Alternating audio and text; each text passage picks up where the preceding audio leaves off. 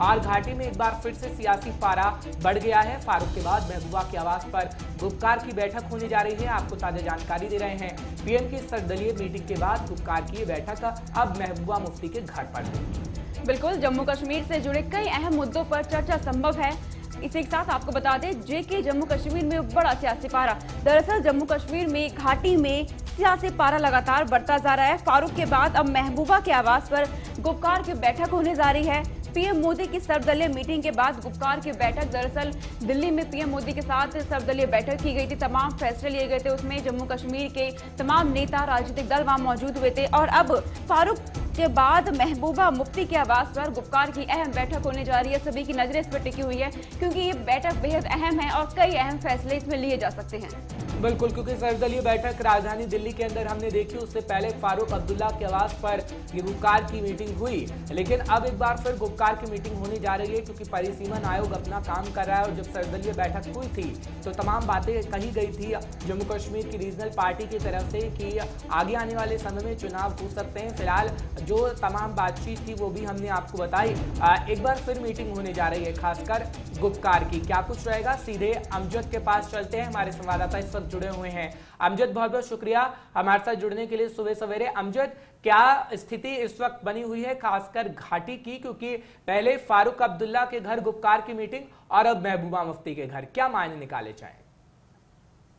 देखिए, हर 6 तारीख से जम्मू कश्मीर के अंदर डिलिमिटेशन कमीशन की मीटिंग्स शुरू होनी है। यानी डिलिमिटेशन कमीशन जम्मू कश्मीर पहुंचेगा, लोगों से, पॉलिटिकल पार्टी से, एडमिनिस्ट्रेटिव ऑफिसर्स से, यानी पूरे ब्लॉक लेवल तक जाकर के मीटिंग्स होंगी, मुलाकातें होंगी। जिस तरह से डिलिमिटेशन कमीशन पहले ही इन्फॉर्म कर चुका है। अब डिलिमिटेशन कमीशन 6 तारीख को यहाँ पहुंचेगा। यानी जम्मू कश्मीर के बाद कश्मीर में काफी बड़ी राजनीतिक दल है, जिसमें नेशनल कॉन्फ्रेंस आता है, पीपल्स कॉन्फ्रेंस आता है, पीडीपी आता है। इन सब लोगों से मुलाकात होगी उनकी। तो अब फैसला ये होना है कि क्या ये सारी रीजनल पार्टियां यानी पीएजीडी हिस्सा लेगी डिलिमिटेशन में या नहीं, क्या वो डिलिमिटेशन काउंसिल के साथ में मिलेंगे या नहीं, और वो मीटिंग में उनके साथ में क्या बात करेंगे। अब इस चीज पर कई सारी मीटिंग्स हो रही है, ये सोर्सेस कह रहे हैं। यानी बंद दरवाजों के पीछे कल 2 मीटिंग्स हुई। सबसे पहले फारूक अब्दुल्ला के निवास में मीटिंग हुई दोपहर में। उसके बाद देर शाम महबूबा मुफ्ती के निवास में मीटिंग हुई। यानी कल एक ही दिन में पीएजीडी की 2 अलग-अलग मीटिंग्स 2 अलग-अलग जगहों पर हुई है। वो जिस तरह से मीटिंग्स हुई, किसी मीडिया को अलाउ नहीं किया गया, किसी से कोई बात नहीं की गई। इस चीज से ये साफ अंदाजा लगाया जा सकता है कि किस तरह से अभी यहाँ की रीजनल पार्टियां कशमकश में है कि आगे आने वाले समय में पीएजीडी की मीटिंग्स किस तरह से करनी है, डिलिमिटेशन को लेकर के कैसे बातें करनी है, डिलिमिटेशन पे कौन बात करेगा, कितनी बात करेगा, पूरी तरह से रिस्ट्रिक्शंस हर चीज पर चढ़ा दी गई है। क्योंकि इससे पहले हमने देखा है किस तरह से 24 जून में मीटिंग से पहले जब सारे ही पार्टीज के अलग अलग रिप्रेजेंटेटिव्स ने बात की मीडिया के साथ में, मीटिंग के बाद रिप्रेजेंटेटिव्स ने बात की मीडिया के साथ में, तो किस तरह की खबरें सामने आई। यानी रिप्रेजेंटेटिव्स के जो जवाब हैं वो कहीं जुड़ते हुए नजर नहीं आए, एक दूसरे से मैच होते हुए नजर नहीं आए।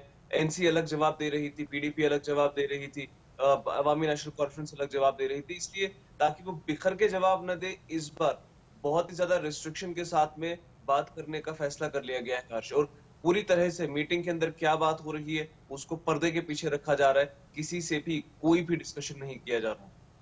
अमजद, क्या लगता है अब गुपकार की बैठक होने जा रही है तो तमाम नेताओं जम्मू कश्मीर की तरफ से क्या प्रतिक्रिया सामने आ रही है? क्या लगता है क्या बदलाव हो सकता है या कुछ बड़े फैसले इसमें ले जा सकते हैं?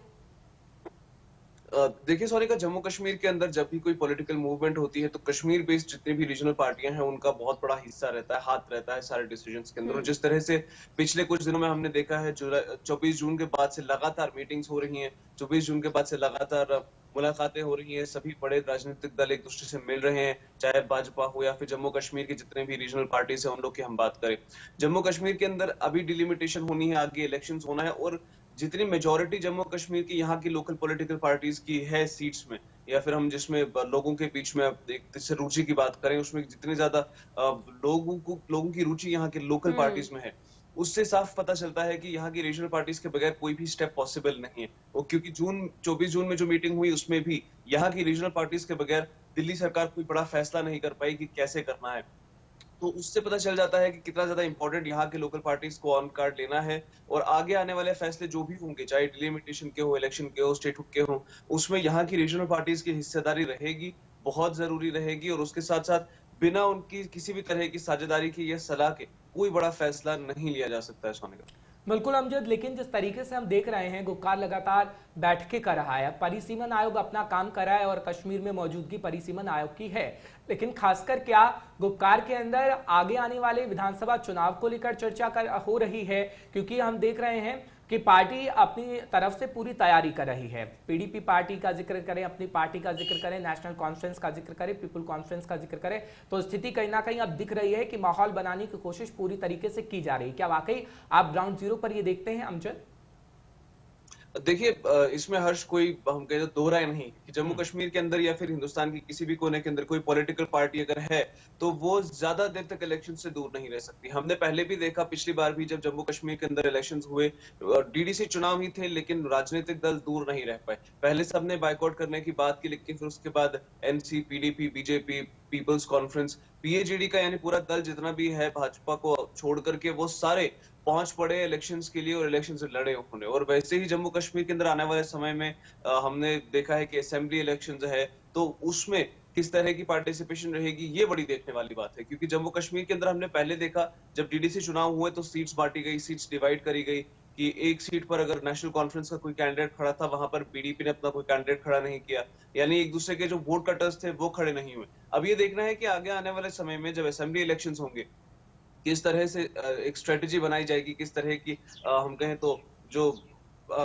हम वर्कआउट जी। जो है वो किस तरह से पॉलिटिकल पार्टीज करेंगे वो देखना पड़ेगा। क्योंकि इलेक्शंस में हिस्सेदारी जरूर लेंगे, इस चीज पर बातें हुई हैं, लेकिन अभी फिलहाल के लिए जो बड़ी बातें हैं वो डिलिमिटेशन पर हो रही है। क्योंकि जम्मू के अंदर सीटें बढ़ाई जा रही हैं, 7 सीटें जम्मू कश्मीर असेंबली में बढ़ेंगी, तो वो सीटें किस तरह से बढ़नी है, कहां पर बढ़नी है, कहां पर उन्हें कौन सा नया शख्स खड़ा करना है, उस पर डिस्कशंस हो रहे हैं फिलहाल। इलेक्शंस पर आगे अगली बारी होगी, यानी 6 से लेकर 9 जून तक डिलिमिटेशन काउंसिल की मीटिंग है। वो कमेटी की मीटिंग खत्म होने के बाद फिर उसके बाद फैसला लिया जाएगा कि अब इलेक्शन में खड़े किस तरह से होना है। लेकिन अगर आप फिलहाल कंडीशन देखें ग्राउंड जीरो की, तो जिस तरह से एकजुट होकर के पीएजीडी खड़ी है, जो बयानों में तो अलग अलग है लेकिन बैक स्टेज में सारे एक साथ खड़े हैं, उन लोगों की जो स्ट्रेटेजी रहेगी वो किस तरह की रहेगी ये देखने वाली बात रहेगी। तो क्या लगता है अमजद, जो मुद्दे राजधानी दिल्ली में उठाए गए थे, क्या उन्हीं मुद्दों पर वहां भी उठाया जाएगा? क्या उन पे बात हो सकती है गुपकार की बैठक में? देखिए, ये बहुत बड़ा कंफ्यूजन है सोनिका, क्योंकि दिल्ली के अंदर क्या मुद्दे उठाए गए हैं वो भी बंद दरवाजे के पीछे उठाए गए थे।